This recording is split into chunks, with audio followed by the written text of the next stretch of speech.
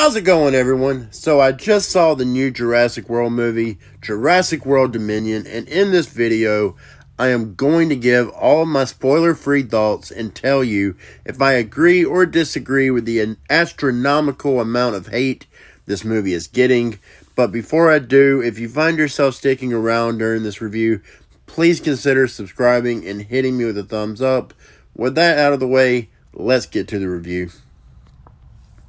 Let me start by saying that while I do like the Jurassic Park franchise, for the most part, it isn't one that I'm extremely passionate about or beholden to, as I wouldn't say that I'm necessarily a diehard fan, but just a casual fan that enjoys most of these movies, again, for what they are. But I can say that the first two movies in this franchise, Jurassic Park and The Lost World Jurassic Park, hold a special place in my heart, as those two movies were big parts of my childhood. The original is undeniably a classic, getting tongue-tied, that played a major role in changing cinema. Nobody can deny that. Alright? With that being said, starting off with the positives, first things first. It was great seeing Sam Neill, Laura Dern, and the one and only Jeff Goldblum back in their iconic roles. And I can honestly say that they haven't missed a beat. I enjoyed their dynamic with the Jurassic World cast led by Chris Pratt and Bryce Dallas Howard, but I would have liked to have seen them interact more. It seems like a missed opportunity, but overall I guess I'm okay with what we got in that regard. Speaking on the cast, I gotta single out one of the new additions to the cast, DeWanda Wise, who plays Kayla. She was an absolute scene stealer in every scene she was in, and a complete badass. I found myself latching on to every scene that she was in. Secondly, the CGI as well as the practical effects look great. Sure, there were some times where the CGI was a bit more obvious, but nothing too major. Just some things I can nitpick, I guess, but I don't see a point. While over the top and a bit unrealistic, and I guess this is more of a mixed element, I thought the action scenes were fun, but I couldn't help but get Fast and the Furious vibes at times, which I'm not a fan of when it comes to the more recent movies. So again, maybe this is more of a mixed opinion, but again, I thought the action was fun.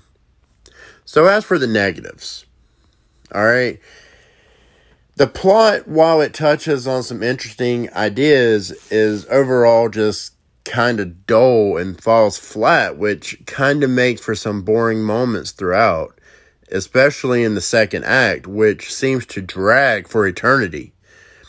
Too much time is spent dealing with things that most of us aren't really interested in.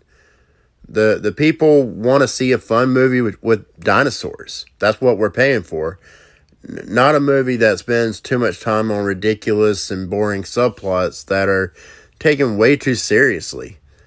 And really they only seem to be in the movie for, reasons to serve cast members or characters that aren't really all that relevant.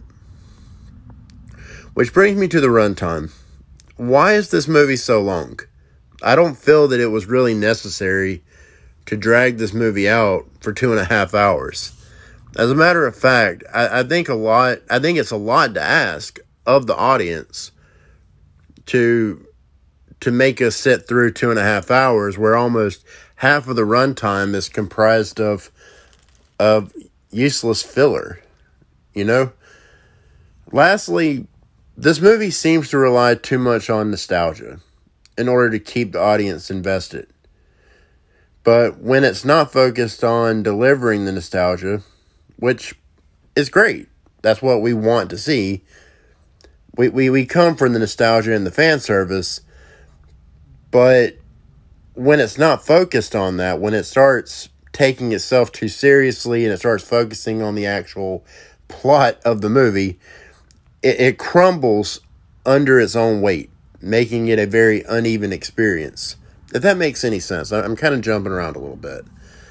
In closing, This movie is definitely an overstuffed mixed bag of nostalgia, interesting and not so interesting ideas with fun, brainless, unrealistic, over-the-top action scenes to take your mind off of the fact that this movie overall just really isn't anything special, but at least it's fun, and as long as you can turn your brain off and just take it for what it is, you know, you might enjoy it. But diehard Jurassic Park fans will probably leave the theater feeling let down by this very run-of-the-mill generic blockbuster. I give Jurassic World Dominion, you know, and my rating might surprise you based on what I've been saying. I'm going to give it a 6 out of 10. It's not a good movie, but I still had some fun with it. For me, this is just a mixed bag. It's enjoyable enough for what it is, but I think that'll largely depend on your ability to turn your brain off while watching this movie. But if you can't do that, then you should probably skip this one and just watch it when it comes out on streaming, and maybe, like, you know, play a drinking game to it or something. I don't know. As for me, I probably won't ever watch this movie again. But on the bright side, at least this isn't the worst Jurassic movie. That title still belongs to Fallen Kingdom. Well, that's all I got. Thanks for watching all the way through. And if you like this video, please do me a favor and consider hitting me with a thumbs up and subscribe and comment below with your thoughts. Let's have a conversation.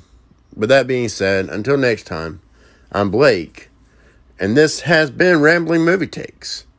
Y'all have a good one.